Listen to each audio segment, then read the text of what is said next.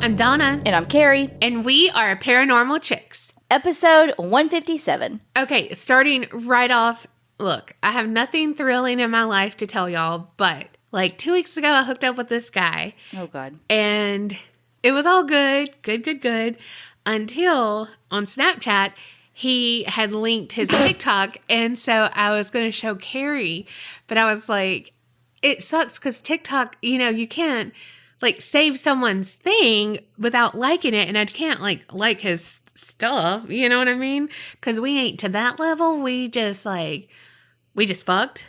Yeah. So I'm showing Kerri because I found I did his full name because we are on that level. Found it. So we're going through showing her the TikToks, and she tried to pause it and she double tapped it and liked his TikTok. So in turn, Kerri fucked me. I unliked it just as quickly. Will he get a notification? I think he will. And then he's going to be like, what? And then it's going to not be there. And then he's going to be like, that trifling bitch. Well, He's going to be like, you stalking me? Be like, well. Like, legitimately, we laughed so hard. I dropped the phone immediately. Luckily, on the desk. I didn't drop it on the floor. Oh, my God. Like, my arms went numb. I laughed so hard. I have turned into her mother. Like, literally, my mom has done that before. I had to start screenshotting pictures because my mom would like pictures on Instagram. And I'm like, no, that can't happen. Like, we doing dirty, stalking here, mama. You can't be letting people know that you're looking at these pictures. And by you, it's under my account, so. Meanwhile, she takes the phone over and pauses it first try on the part that we needed to pause it on, and I was on the third go-round of said video. She said, on the first fucking try. Literally. I mean, she just picked it up and went, doop, on the, oh, God damn it. Well. When did I become this old woman? You get out of the dating game for a fucking year and you're an old woman. Right?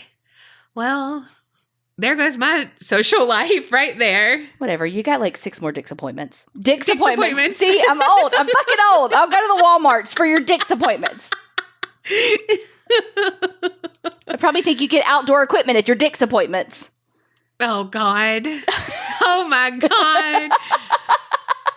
Lord. Dick's Sporting Goods.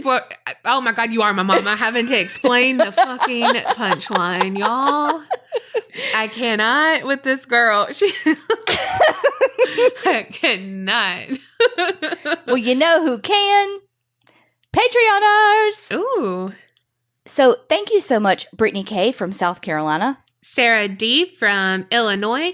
And she has a podcast herself called The Creep Show Podcast. Caitlin C. from Montana. Isaac M. from Kentucky. And just purely synchronicity, happy birthday, Isaac. And welcome Bree J. from Arizona. Christy E. from Kentucky. Danielle D. from Nevada. Lauren W. from the UK. Dacia W. from Colorado. And Jessica F. from Illinois. Thank y'all so much for joining Patreon. We hope y'all are enjoying all the bonus content. And I know we mentioned it a couple episodes ago, but like we said then, we know that not everyone can support us on Patreon, which we totally understand.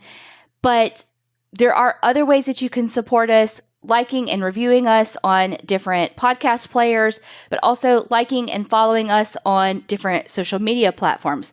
And we actually had some people reach out and say they didn't even know we were on those social media platforms for the 18th time in a row. So check us out on Facebook. We have a Facebook group, a Paranormal Chicks group, and then on Twitter and Instagram, the APC Podcast.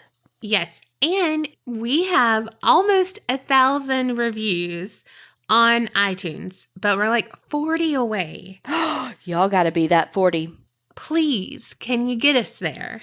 1,000. Because that would be amazing. I can't even believe 1,000 people listen to us. Me either, but thank y'all. Well, I mean, there are probably some that stopped. The ones that don't like the F word. Yeah. Well, I said it a lot earlier in that story. Fuck, Donna. Well, he fucked me, then you fucked me, and that's a threesome I never want to have again. No, I definitely don't want any part of that shit. Okay, for my story this week. Wait, is it a child anything? No, it's not a child. Okay. I didn't remember that, but it's not a child. Okay. I totally didn't remember that. God. Is anyone surprised? No. No. And a collective, no. But this story did come from someone in the Creepinati. So thank you so much, Nana K, who is from Denmark, which is where this story takes place. Like I said, this story takes place in Denmark, and it focuses on two people. Kim Wall, who the English pronunciation would be Wall, but she's Swedish. And I did watch a YouTube makeup tutorial on this by Paulina Beauty, and she's Swedish. And she said that it's pronounced Kim Wall. And Peter Madsen. So we're going to just talk a little bit about each of them and then how their stories intersect.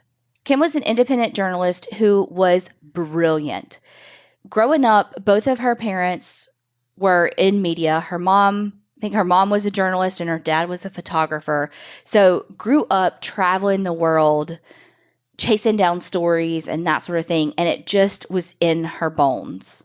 She was highly educated. She graduated with honors from Columbia University, where she got her master's degree in journalism and international affairs.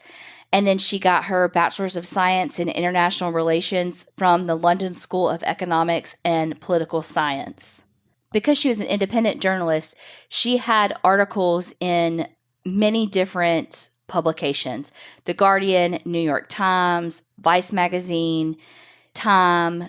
She worked from Sweden to New York to China.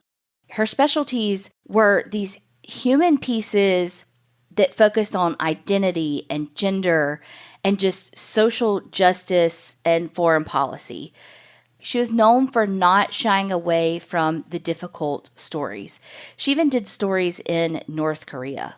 She was not afraid of doing these hard-hitting pieces in some of the most difficult areas.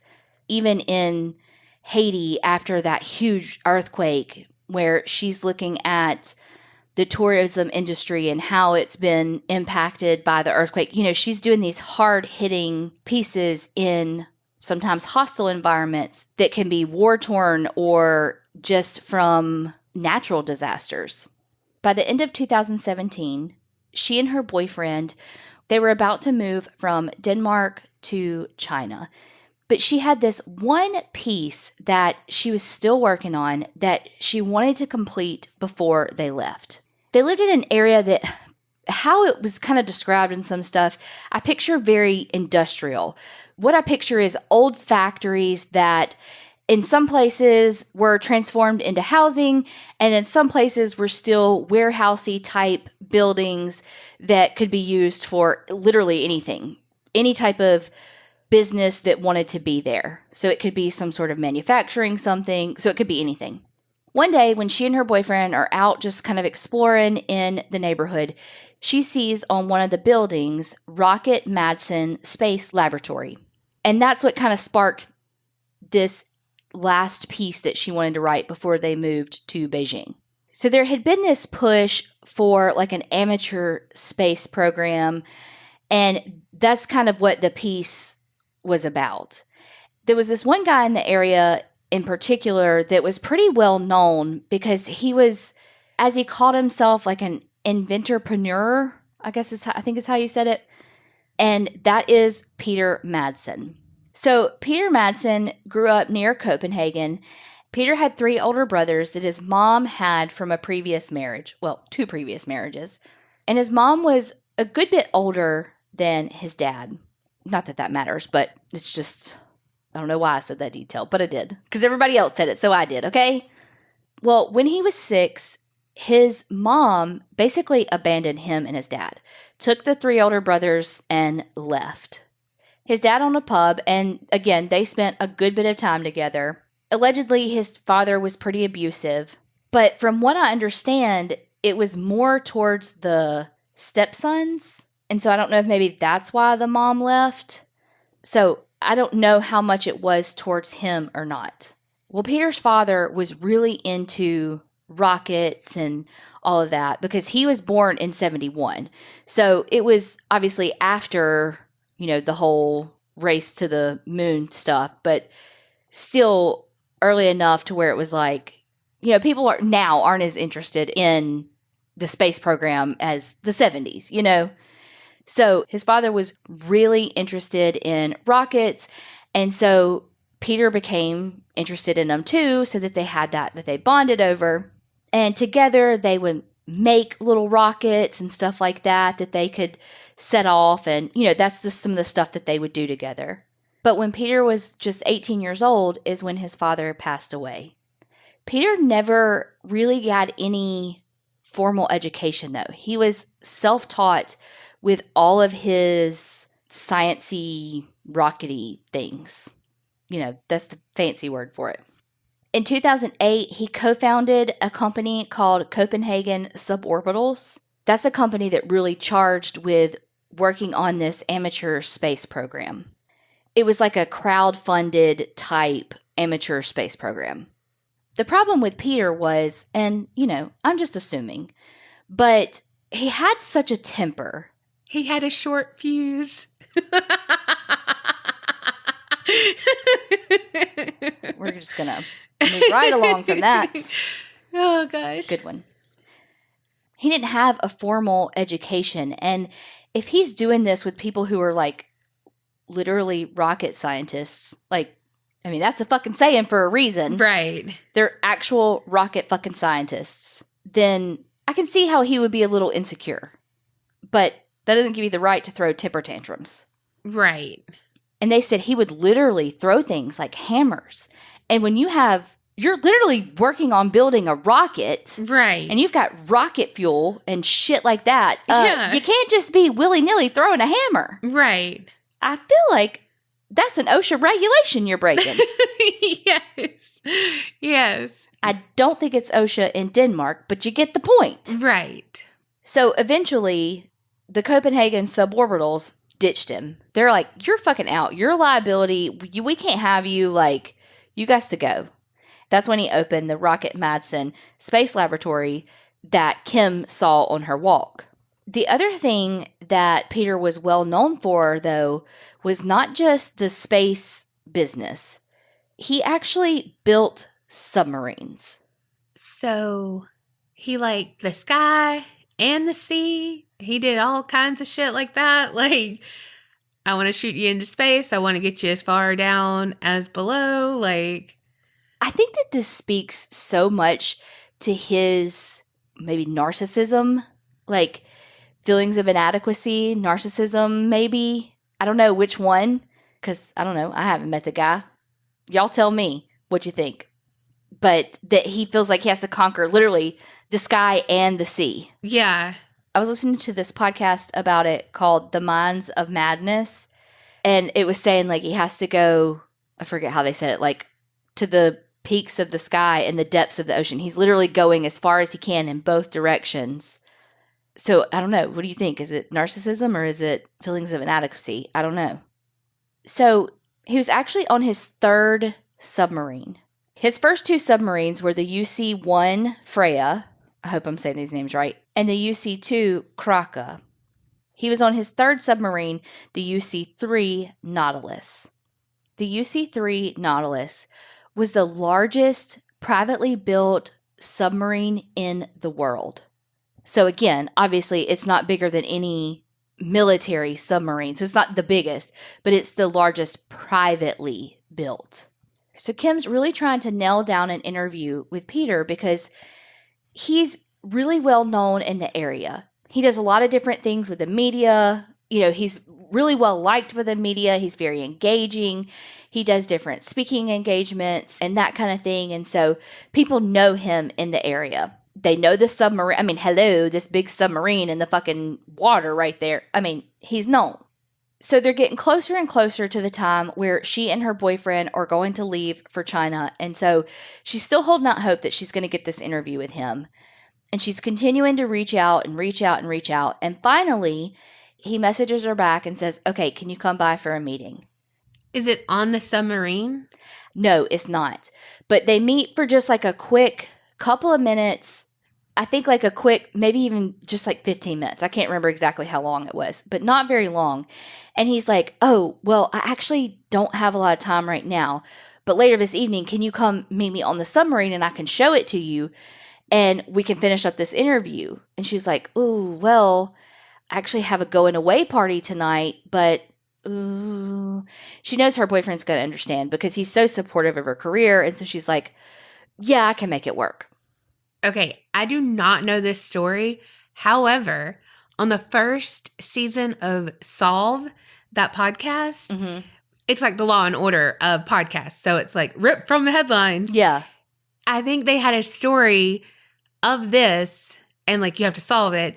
And then it says like taken from probably blah, blah, blah. So I don't know what happens or whatever, but I think this is the story. Probably. So, okay. So Kim tells her boyfriend about it. And of course, he's very understanding. He's like, girl, go get your story. Like you wanted to wrap this up, get this story finished before we left. Like, go ahead. And she's like, do you want to come on this submarine with me? Like, this is like a once in a lifetime. Like, you want to come? And he almost goes. And then he's like, no, like they have this going away party that they planned. And he doesn't want to cancel last minute on all their friends. So he's like, no, you go. And then when you finish, just come meet us to wrap up the party. And so she's like, okay, I'll be as quick as I can. And then I'll meet y'all wherever y'all are to wrap up the party. So on August 10th, 2017, Kim heads out to meet Peter on the submarine. When she gets to the submarine, she texts a picture of herself on the submarine to her boyfriend. Like you can see her standing there. You can see Peter behind her, but like his back's turned. She texts him, like, hey, we're doing good, about to start the interview kind of thing. After a little while, one of their friends is like, hey, look, to her boyfriend. And they look up and they can see the submarine going by. And she's like standing there waving to him. And, they can just see him. It's so cool. Later, he gets a text from her that says, hey, still alive. Everything's good. Like he's bringing out tea and biscuits or whatever it was. Well, then the night progresses and it's time for her boyfriend to go home. Still no Kim. And then he lays down to go to bed, tries to go to sleep. Still no Kim. And it's like, okay, she should be back by now. Like, what's going on? So he calls police to say, hey, Kim's not here. She's out in the submarine. Is something wrong? Have you gotten a distress call or anything like that? Like, what's going on? Well, and of course, police are going to take this very seriously because, not only is someone missing, but there's also a freaking submarine out in the waters that, where the hell is it? When they go to radio the submarine, it's not responding. So now they have this submarine that's out somewhere in the water that could be of danger to other vessels. So they're trying to find it. Well, by the next morning, and this is like 11 a.m. next morning, not like 4 a.m. This is like 11 a.m. They finally get Peter over the breaker 19, and he radios that everything's okay. There's a private boat that sees Peter, because with the submarine, the top hatch is like how you get into it, in all your submarine experience. Mine too. And so they see him up there and they're like, hey, are you okay? Kind of thing. He goes down into the submarine and then the submarine starts sinking.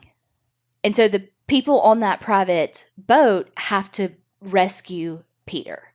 Well, all of this media is out there because they're like, people have gotten wind of this submarine's missing. Oh, wait, it's Peter and his submarine's missing. Wait, there's a girl that's on there and she's missing? Wait, who, they're trying to put these pieces together. And then when they bring Peter ashore, he kind of talks to them, but also kind of ignores them, which is unlike him because he's usually so jovial with the media and laughing and joking and all that. I mean, granted, his submarine just sunk, so, he's not going to be like, hi-ho, but he did say something to the effect of, it sunk and all the doors were open. I just remember that like sticking out in my head that he said, like he specifically mentioned that it sunk with all the doors open. Every time I think of a submarine, all I think about is like that one like binocular. I don't know, whatever it is, but like on the cartoons where the one eye is like really big and it's like wonka wonka, you know? Yes. Well, I'm not very clear on the exact timeline of the next, let's say 24 hours. Because at some point, Peter tells police, again, this happens in Denmark, so I don't know exactly what their rules are, because I'm trying to put American laws on Denmark, but they detain him on involuntary manslaughter charges. I don't know how, but I also don't know their laws, you know? But I do know that he tells police that he dropped Kim off at the docks at this bar before he took the submarine back out. So he says that he was alone on the submarine when it sank, but they took him in on the involuntary manslaughter charges. But where he says that he dropped her off, there's a bar right there that's like, hold the phone. I have really good CCTV coverage of this entire area. Here's the footage. And there is no submarine docking. There is no Kim. There is no sign of them to be had. So they know they've busted him in lie number one. So the next day, he goes for his pretrial custody hearing. And that's where they decide, basically, it's like where they decide whether, I forget what it's called, but where they decide whether to keep him on remand or release him on like his own recognizance kind of thing. I don't know. I'm just saying law and order words. At this point, the prosecution is like, no. We need to keep him for sure locked up. And, you know, they're trying to get him, his defense is like, no, he's cool. It's fine. Well, at this point, he changes his story. And he says, well, her death was an accident. It's like, what? Right. If her death was an accident, you wouldn't have lied about it in the first place. But also, what death? I mean, duh. Yeah. It's my story, so duh. Yeah. But, skirt. What death? Yeah. Excuse me, sir. You missed a step. What death? So he says that, so the hatch that you climb in, you know, this like 150-pound hatch, 70-kilogram hatch, when they were getting in, he like loses his footing and the hatch falls and hits her on her head and kills her.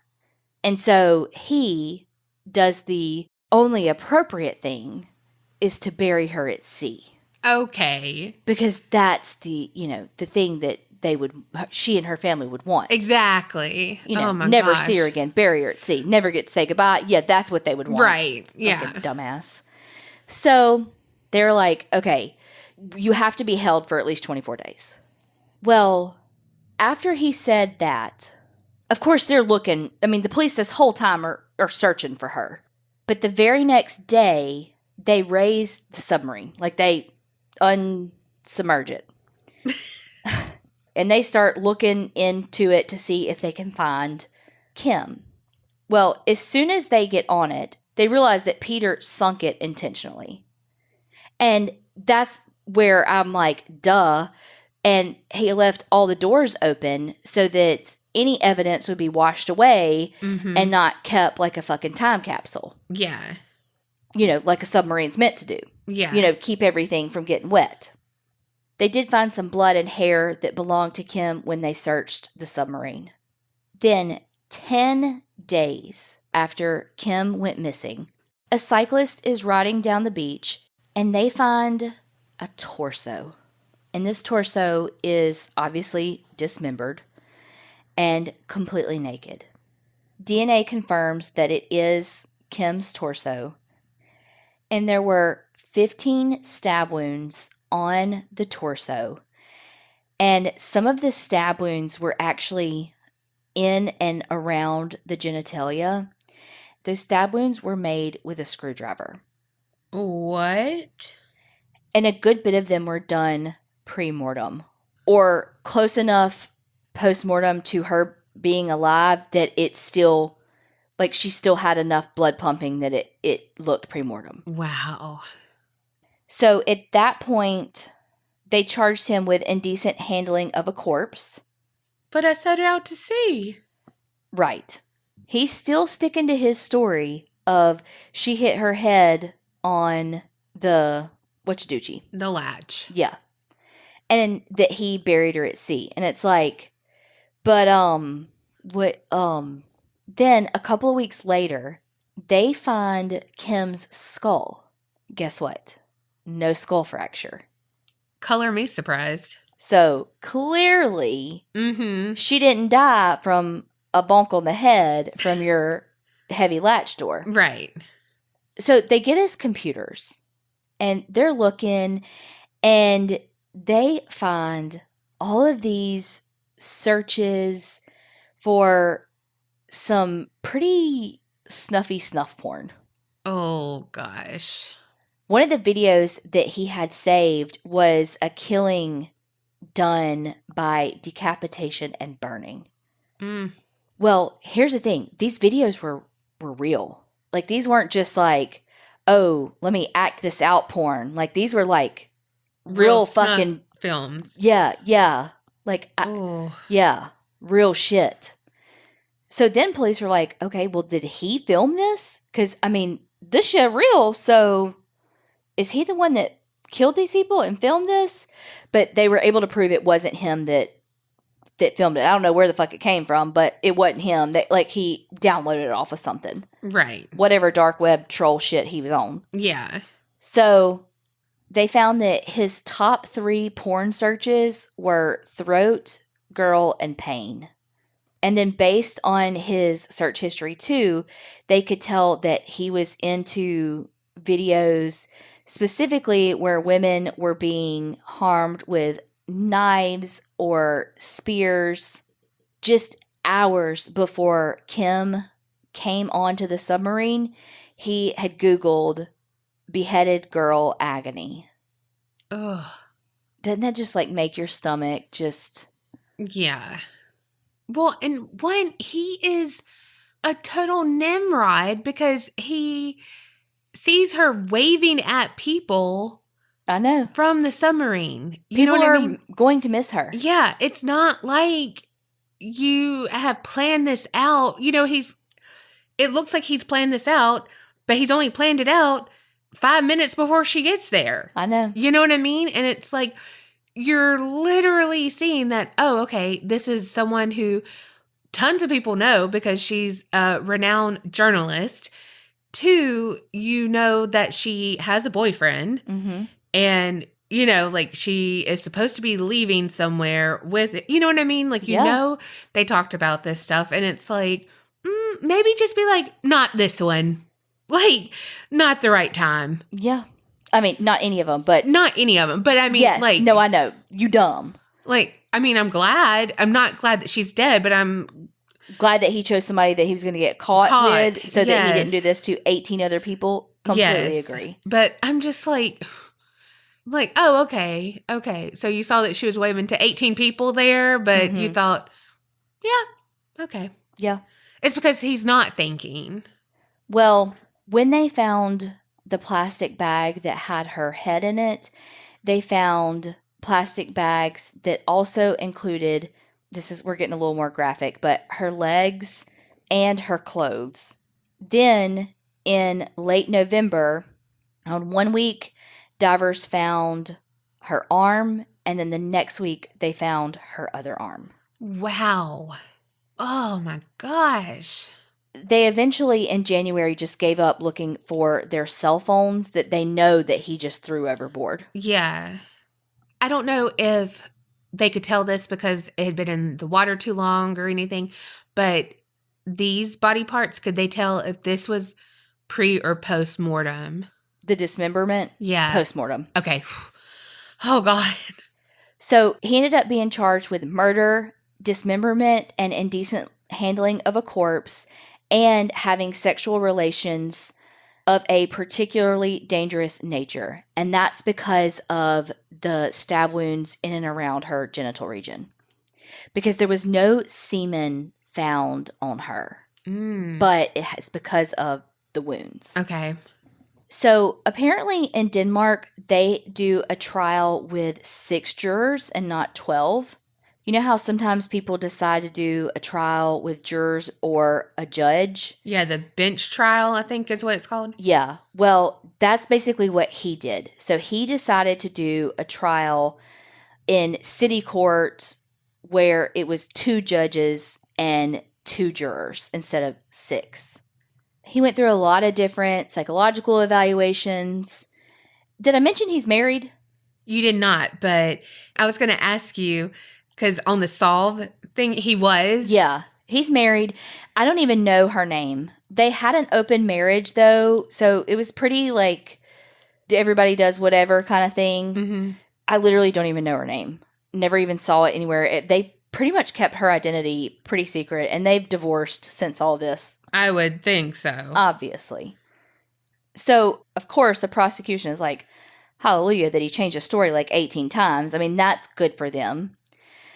So, really, he changed it 3 times. So, the first time was he said that dropped her off. Second time, she conked her head on the latch.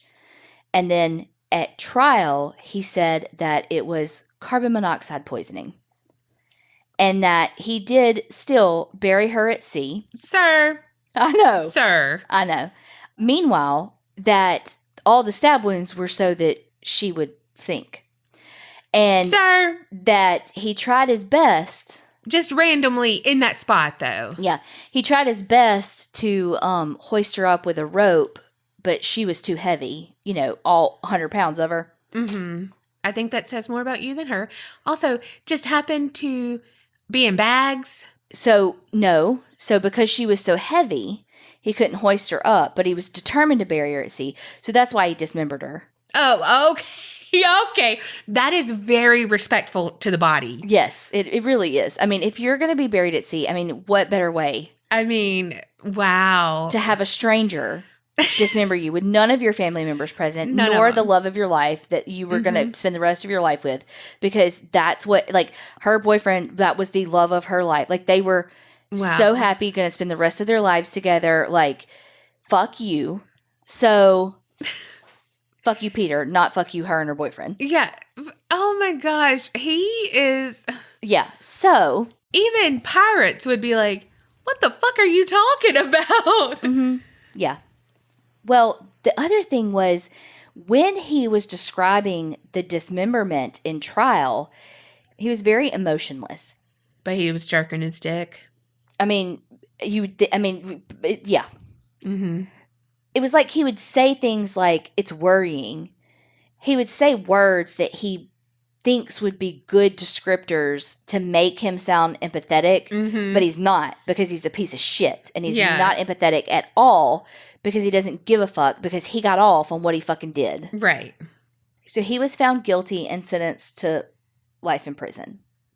So 2 things have happened of note since he's been sentenced to prison. The first thing is your boy got married. Imagine that. To a Russian artist named Jenny Kirpin. I don't know if that's how you say her last name. But, people have been to her. Apparently she's like doing like this I don't know if she still is, but she was like in this self-imposed exile to Finland. But some stuff kind of alluded to the fact that she's an artist. And that, like, this actually may be for a piece, like, for this art piece, and then it may all kind of be a sham, like, for her. Like, he doesn't know it's a sham. But she got married to him? To get, like, inside stuff from him. I don't know. Who knows? I feel like if it's in an article, everybody knows, so it's, like, probably not. But yeah. I kind of hope it is, because, again, fuck you, Peter. Oh, yeah, for sure. But I feel like you could have just got that without marrying him. No, I know. I completely agree. Also, it pisses me off, and I don't know. I don't think that prisoners should have the right to fucking get married. I said it. I'm not saying anything against that. I was just going to say, off mic, I told Kerri, I was like, and I bet people wrote to him in prison, just like Chris Watts, being like, you're a good dad, you're a good husband. And you literally said he got married. Well, that's why I said we should keep that. I'm sure I popped my finger or something, and that's probably why we didn't keep it. But I don't know, but I really think it's such fucking bullshit that prisoners have the right to get married. Like that is not, let me change. No, not the fucking right, that they have the goddamn privilege when people in the LGBTQ community just got that motherfucking right. And these fucking prisoners who have murdered people can just fucking get married willy fucking nilly. Yeah. That pisses me the fuck off. And then the ones that fucking get conjugal visits. And so then we have to have more fucking tax dollars to have fucking separate little housing shit so where they can fucking fuck. And you know what? The other day, because it was when we were talking about how it is so awkward for me when I hear people have sex that I'm not supposed to hear have sex. Mm-hmm. And Colby said, because remember, Colby used to be a prison guard. Mm-hmm. And he said, yeah, you should hear it when they had conjugal visits. And I was like, well, I didn't even fucking think about that. He's had to fucking be the guard on the outside when the inmates are having fucking conjugal visits. Nope. No, ma'am. No, sir. I don't want any fucking part of that. Mm-mm. I would. That gives me the fucking No, I would. Oh my God. My neck is turning red right now. I cannot. They probably had the most vanilla sex too. Or not. You never know. It's the quiet ones, girl. That's my soapbox. And you know what? That's what pisses me off. Is it that you know, it's like the fucking law-abiding members of our society that just got the fucking right to get married, and you've got people like this who just get to marry willy fucking nilly. Yeah. And that's not okay. Anyway, the other thing to note, and this is the last thing we're going to say about him, is that your boy escaped for a minute. What? Uh-huh. But was it by rocket or submarine? Well, he made it half a mile and was only gone for 5 minutes. Well... So this motherfucker took a female prison psychologist as a hostage. Oh. Of course he fucking did. Mm-hmm. And he had some weapons that they said resembled a gun and like a bomb belt. But I think when they got closer, it wasn't that. But I mean, the dude built fucking submarines and rocket ships. You're gonna think that he can fucking MacGyver a bomb belt up in prison. Yeah. So they kept their distance, but he was taken into custody. Like literally, he was arrested half a mile from the prison 5 minutes after police.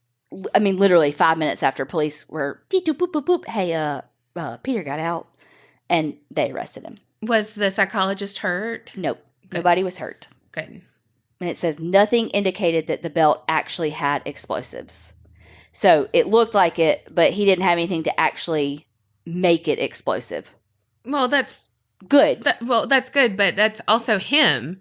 Didn't really have the full education to do everything that he thought he knew. And on the outside, he was this really jovial person and, whatever. And just like appearances can be deceiving. But yeah, because he was the flashy one, the one that was like doing all the talks and the interviews and the this and the that. And he's the one that's causing the ruckus at the lab and all of that because you're right. They're the ones that actually knew the shit, and he's the one that felt inadequate. Yeah. And poor Kim, who was this amazing journalist that was going places and had been places, and her life was shortened because of some asshole. And his sexual desire. And his fucking narcissistic inadequacies. Yeah. Her family does have a GoFundMe set up that funds a scholarship on her behalf for young women pursuing like journalism degrees. Oh, that's awesome. Yeah. And I think they've raised over like $400,000 for this degree. I mean, for this scholarship. Ugh. She just was so beautiful too. Like, she was beautiful inside and out, Well, my story might be a little more depressing. Oh, fuck. Yeah. We should have switched order. Well, like we always say, how real life can be scarier than paranormal, it rings true with this story. But don't fret, there's some paranormal aspects as well. We're going to be exploring the life of Rhoda Derry. Have you ever heard of her? The name sounds familiar. Okay, she was born in 1834 in Indiana, but then her family moved to Illinois. And she became best friends with Mary Tyler Moore. No. And then got a spinoff show. No. I have no idea who you're talking about. Rhoda. Well, not that person, but they moved to Adams County to be exact. Well, Rhoda came from a pretty large family. She was the youngest of 9 children. And you know, in that Irish folklore that I did before, and I said beauty doesn't see class. Well, Rhoda was as beautiful as her family was poor. And they were dirt poor. All I can think of is that Luann de Lesseps song, Money Can't Buy You Class. No, money can't. No? Okay. Okay. I know somebody's going to understand. Okay. Rhoda's family did not own any land, and they actually worked as tenant farmers on other people's land and stuff like that. When Rhoda was 16 years old, she met and fell in love with Charles Phoenix. And Charles was instantly smitten with Rhoda too, and mesmerized by her beauty inside and out. The thing was, Charles Phoenix came from a neighboring farm family, and they were pretty well off, landowners, all the things. And Charles was the oldest of 4 children, so he was set to inherit everything when his father died. So the exact opposite of Rhoda. Good for Rhoda. Probably his family, not such a fan of it. Right. But this didn't matter to the young couple. They didn't see their differences. You know, they were enamored with each other, only saw the good. And their relationship went on for a few years. And then Charles asked Rhoda to marry him. And of course, she said yes. But that was the last straw for Charles's mom, Nancy Phoenix. She did not want to have her family have any association with the Derry family. And she did not want her son and her husband's legacy to land in the hands of who she deemed the lesser class. And, you know, they worked for everything, you know, that whole thing. And so she did what she thought she had to, and what she thought was a mother's duty to protect her son from being hurt, from being used, because she could only believe the lies she told herself at night, that Rhoda was using Charles. You know, she had plotted everything to use Charles to get his money and land for her own family. Well, one day, Nancy saw Rhoda, and Nancy threatened Rhoda by telling her that she would put a hex on her if she didn't call the engagement off. And that might seem silly, like, okay, but it shook Rhoda to her core. You see, her family had a connection with witchcraft, or a rumored one, at least. Word was that Rhoda's grandmother, Moll Derry, was the witch of the Revolutionary War. Like the witch, not a witch. The witch. Yes. It's like a whole thing. You can read about it. Like her and her husband was asked to fight. Okay, so he came over here with the British. Then she like dressed up as a man. She basically pulled a Mulan and dressed up as a man, fought beside him. And then they switched sides and fought over here. He was supposed to be like an expert marksman. And so they said that like he never missed. And so he had to be like a wizard. And she could tell, you know, like an ambush was going to come or whatever. And so she was the witch of the Revolutionary War kind of thing, you know, all of this. So whatever, but the story goes. But with all of that comes some bad stories too, that after all of that, she settled down and she started doing like some voodoo stuff and, you know, whatever. So Rhoda had grown up hearing all of these stories about Moll Derry and hearing the scary tales about how she was basically the devil. Yeah. So that day, it seemed something switched in Rhoda. She was never the same, and in 2 weeks' time, she unfortunately became manic. She suffered a mental break. She would spout off about Old Scratch coming to get her, and he was always after her.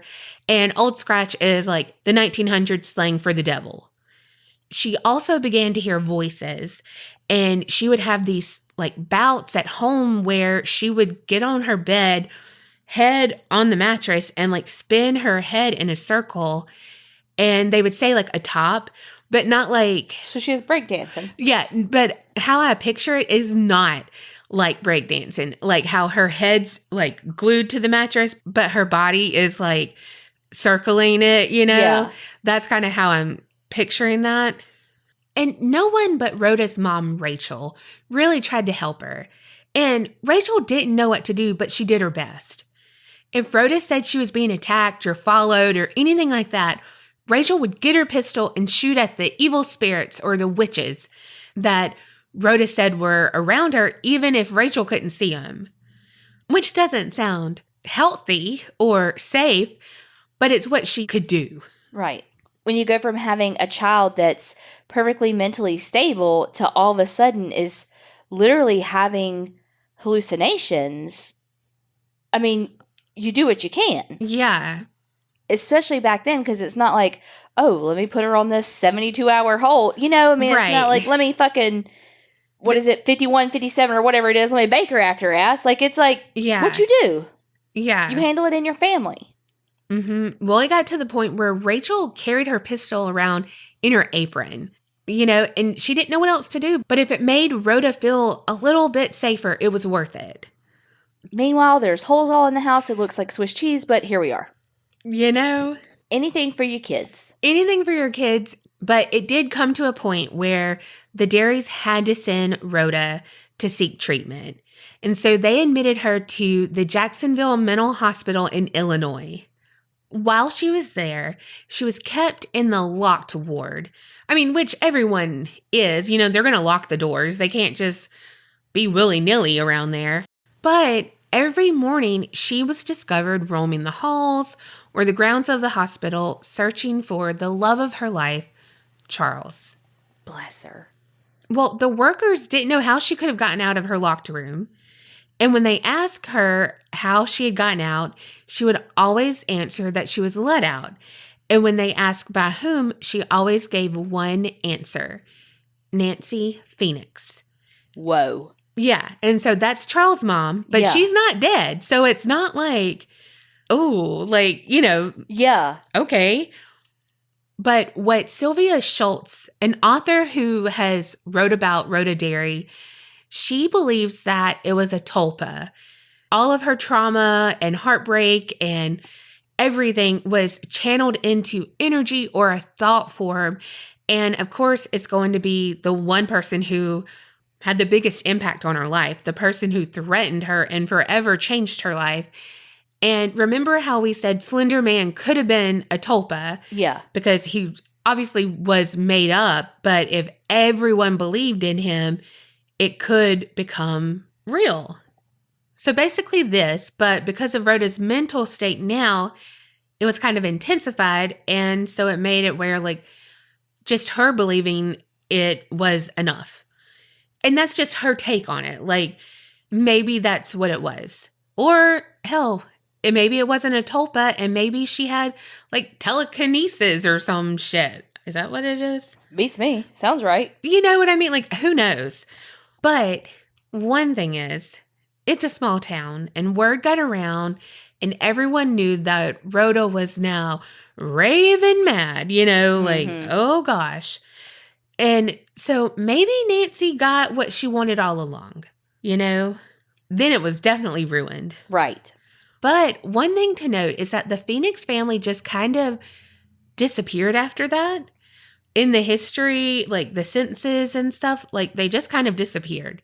So maybe Rhoda Derry didn't like Nancy interfering with her granddaughter's happiness. I mean, karma's a bitch. Right? And what goes around comes around, Nancy fucking Phoenix. Mm-hmm. Okay. However, that particular hospital had a 2-year maximum stay. And when Rhoda reached it, she was sent back home and labeled as incurable. Remember, like... She literally had a mental break from the sheer panic that Nancy fucking Phoenix caused her. Yeah. Well, Rachel, Rhoda's mother, passed away, and that left just her father, Jacob, to look after Rhoda.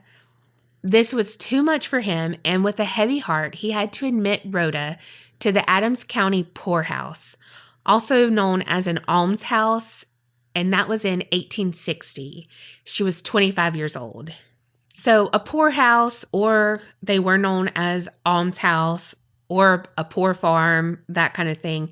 They were essentially a tax-supported place for people down on their luck, a place where they could go when they couldn't support themselves. And, you know, they would get some food, some shelter. They really were not equipped to handle mentally ill patients. But that's where everyone with a mental illness ended up. No, but when you are poor, you don't have money for treatments. Mm-hmm. And the place that they could send her to gave her 2 years, and then you're incurable. Right. So she got what was available, and that was this poorhouse. And again, like I said, it was basically shelter and food. Well, Sylvia Schultz, the author I told you about, she said something in an interview, and it made me absolutely just heartbroken. She said, basically, if you had $25 for a license in an empty barn, you could open an almshouse. Because the general thought at that time was that the mentally ill could not feel the pain of being too cold or being too hot. Oh my God. And sometimes they weren't treated any better than animals. So, you know, they really were just left in barns, with no insulation, no anything. It's just oh, well, they can't feel anything. They're going to be okay. That's fucking heartbreaking. Yeah. And so seriously, if you managed a way to get $25 and you had extra space, hell, you could get some money then by housing some people, you know? Yeah. Well, and to note, not every poorhouse was bad. And since this was a county one, they had a board that supervised them and stuff. So it was among the better ones. However, again, they were not equipped to handle any kind of treatment for mentally ill people. And during Rhoda's time at Adams County Poorhouse, she became violent and continued her downward spiral. She would constantly rip off her clothes and then try, to just tear at them. I guess trying to tear them to shreds. They tied her clothes onto her, but then she'd just fight harder to get them off. Also, Rhoda developed pica early on during her stay at Adams County Poorhouse. And pica is an eating disorder that causes people to compulsively eat non-food items. She would eat anything she could get her hands on. She would pick something off the ground. A nail? Crunchy, like Pippi Longstockings. Do you remember that part? But I think it was just one stocking. Oh. Why do I add an S onto everything? Pins, anything. She would just pick up and eat them. If they gave her chicken for dinner, she would eat it, but bones and all. Oh, no. Oh, no. I'm sorry. No, ma'am. Yeah. She started to lunge at people if they had buttons on their shirts because she wanted to eat the buttons, things like that. And that's what I mean by violent against people. It really wasn't her trying to hurt others. It was more rushing at them, pulling at their clothes, tearing at their things because she wanted that article of clothing because she wanted to eat it. However, she was violent to herself. And another thing she did was that she punched herself in the face so often and so hard that she actually ended up knocking her front teeth out. And a lot of them, and not just the two front teeth, a lot. The people there didn't tend to her hygiene really in any way. And so her nails grew just really long. And because she was in constant motion and constant agitation, it seemed she would claw at parts of her body, but mainly her face. And it got to the point where she clawed out her own eyes. What? Like her eyes. Like her actual eyeballs yes. out. Yes. And some say it's because she was tired of seeing Old Scratch, but others say she was tired of seeing life through bars. And what they mean by this is that for her safety and the safety of others, Rhoda was placed in a Utica crib. And we've talked about them before when I covered Penhurst. And they're the size of a baby crib, but they're lower to the ground. So picture a baby crib, lower to the ground. But these are covered on top by bars that lock closed. And Utica cribs in general are not a bad invention if used properly. But in Rhoda's case, they were not at all. Usually, you have a thin hospital bed that lines the bottom of it. Again, like a crib, you know, just a thin thing. She only had straw. What? Straw. I mean, is this fucking Bethlehem and Christmas Eve? Exactly. What the fuck? No room at the inn? Exactly. And then they had, at the hip level, cut holes that, you know, strategically placed, and then put a removable tray under to catch her excretions. So basically like you would an animal. Oh my God. And most of the time, patients were only confined to these cribs during the night, but she was confined to hers for really long periods of time, like days, and then months at a time, and then years. Oh my God. During this time, her limbs became drawn up until her knees basically rested under her chin. Oh my God. So basically, her legs atrophied. Her hips were in terrible shape. And when she was allowed to walk throughout that time, she basically crab walked, and some people said she frog hopped. I can't believe that she could go anywhere. I know. I mean, being in that much of a contracture. Yeah.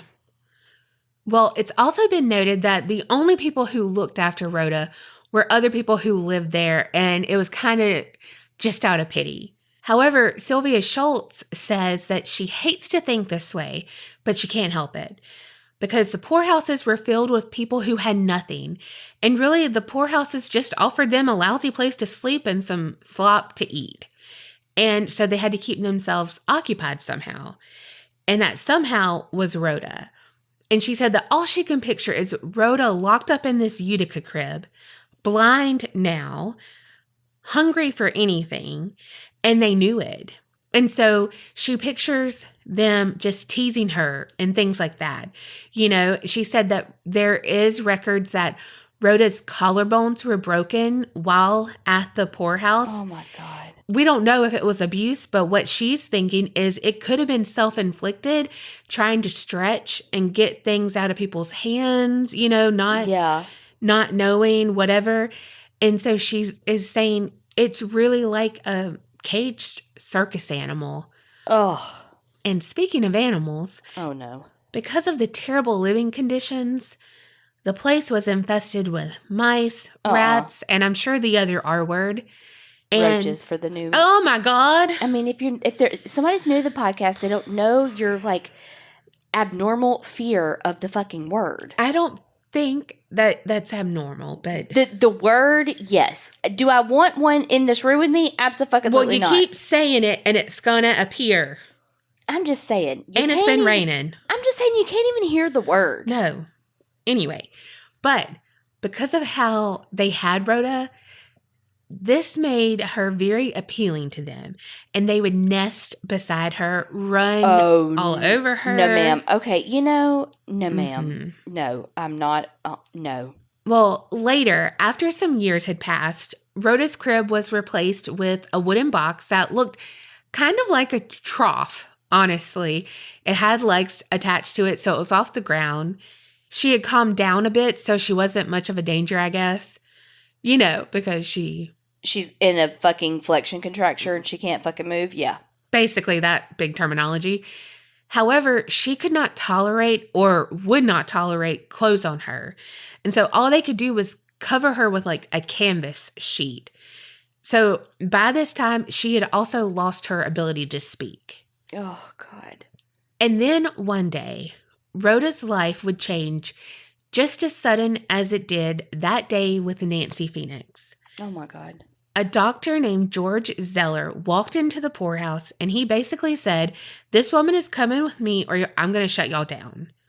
Dr. Zeller was of the school of thought that no one was incurable. He actually had the asylum he was superintendent of changed because it had that word in it, and they changed it to the Peoria State Hospital. So she was sent with some other people from that poorhouse and other ones to Peoria by train. And so they were all getting off, and so the usher, or whatever you call them, just made a quick pass to make sure they didn't miss anyone on the train, and they saw this wicker laundry basket in the back, which was odd to them because normally people aren't allowed to bring anything like that. It's just what they're wearing. Well, they walked over to pick it up just to carry it off. They set it on the platform and opened the lid to see what was in it, and there was Rhoda.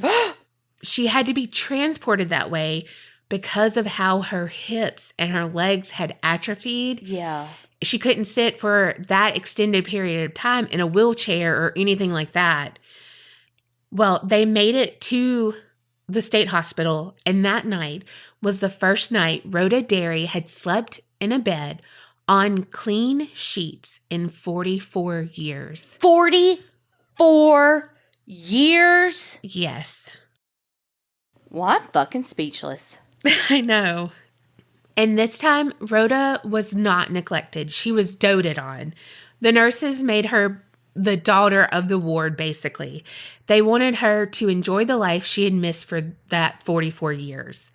And even though she could no longer walk, could no longer see, they would wheel her out into the sunshine, stroll her around the gardens to let her smell the flowers, soak up the rays, hear all of the animals like birds, not rats. And the hospital even had these dances, and they would take her there just so she can listen and feel the music. And Rhoda greatly improved under Dr. Zeller's care. But unfortunately, she died only 2 years later from TB, tuberculosis, on October 9th, 1906. That was the day before her birthday, and she would have been 72.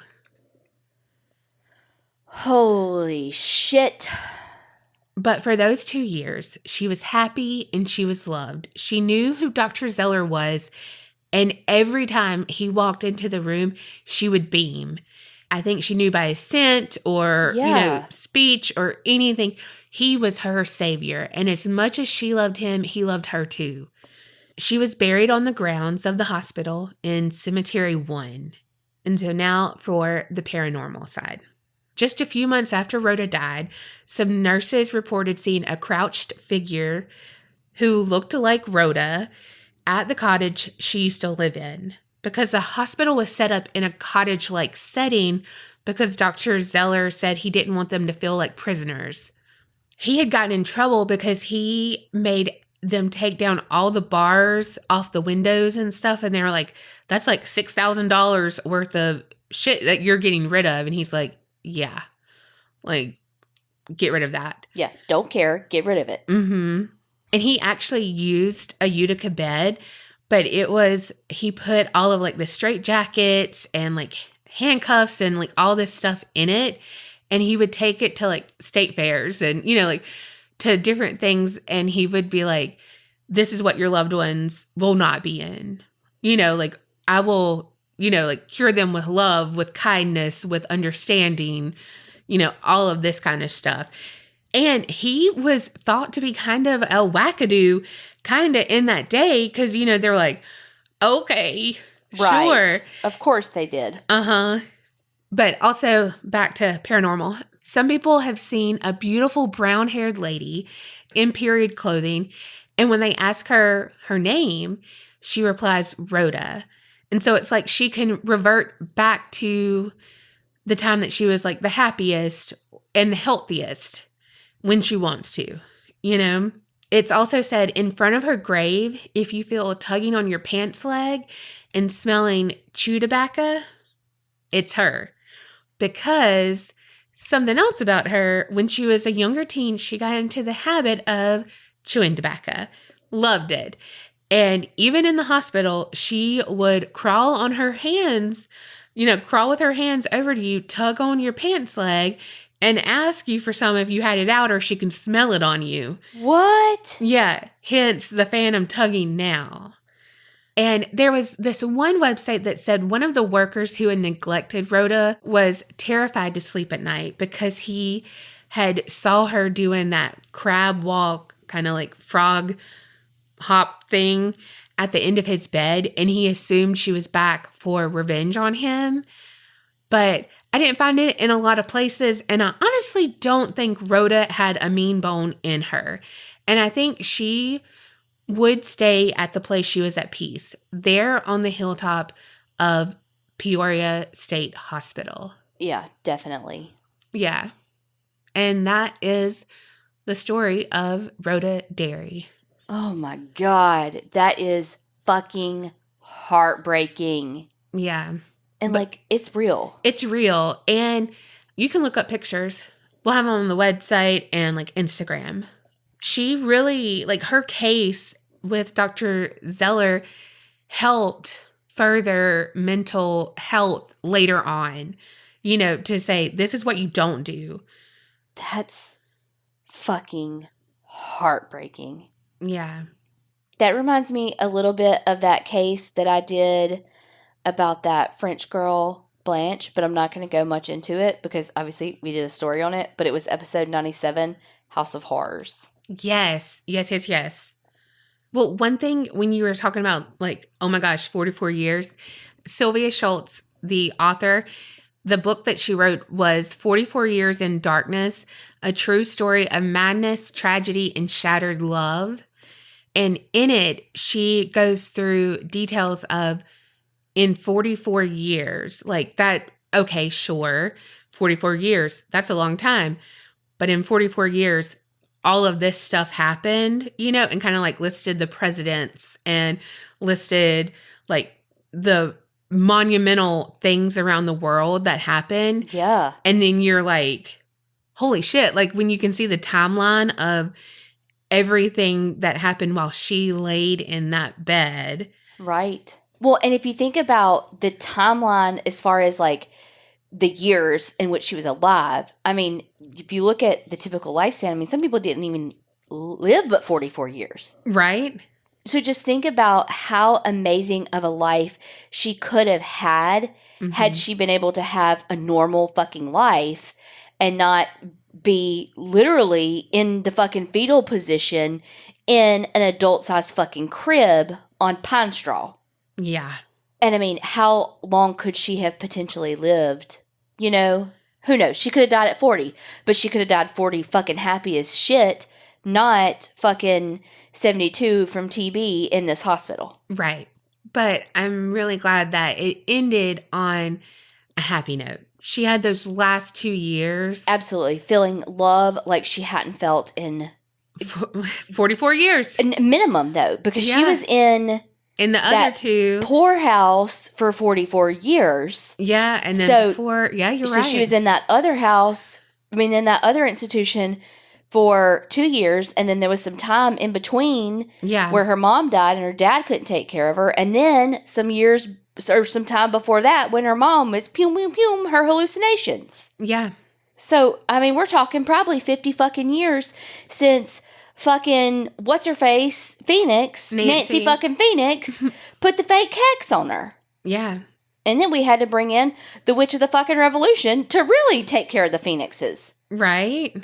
So both of our victims were tortured, but in different ways. But in both cases, a life taken away far too soon, but in very different ways. Yeah.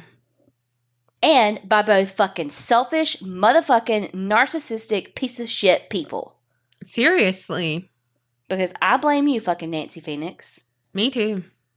Watch her actually not have said anything about a hex to her, you know? Well, they said when that whole rumor was going around that, like, oh no, she is for real bonkers. Like, things are going on, They said that Nancy was like, well, let me go talk to her and tell her I didn't put a hex on her. I didn't. And, like, her family was like, you're not talking to her. Because this was when she was back in town. And they're like, you're not, because, hello, if she really did put a hex on her and then this is going on, what else is she going to do? But also, like, fuck you, because if nothing else, you didn't accept my daughter. You know what I mean? So she felt bad, but was it because you were experiencing something, Nancy? Or, you know what I mean? I don't know. But no, I hope that she fucking actually felt bad, and I hope that she fucking was fucking tortured. No, not tortured. I don't want anybody to be tortured. But I hope that she had to fucking live with that shit every day for the rest of her fucking life. That because she was selfish and she didn't want her fucking son to be happy because, oh, God forbid, he was dating someone that was poor. That she wouldn't gain anything from. Exactly. Because he was happy. Mm-hmm. Who cares how much money she has? He was happy and he was in love and could have potentially lived the rest of his life in the most happy marriage ever. Mm-hmm. Meanwhile, you didn't want that. You didn't fucking want that for him. So you did this. So I hope that you have to live with that for the rest of your life. Yes. Fucking Nancy fucking Phoenix. Well, y'all tell us what y'all think. Do y'all think that Nancy fucking Phoenix really put a hex on her? And or do you think that the Witch of the fucking Revolution got some revenge for Rhoda? Or none of the above, and poor Rhoda really did just have a mental break from it and didn't receive the care that she needed? Yeah. Or D, all of the above. D, all of the above. Well, thank y'all so much for listening. Thank y'all so much for supporting us. Don't forget to like, subscribe, review on all the platforms. Especially iTunes, because we are almost at 1,000. And remember, creep it real and don't get scared.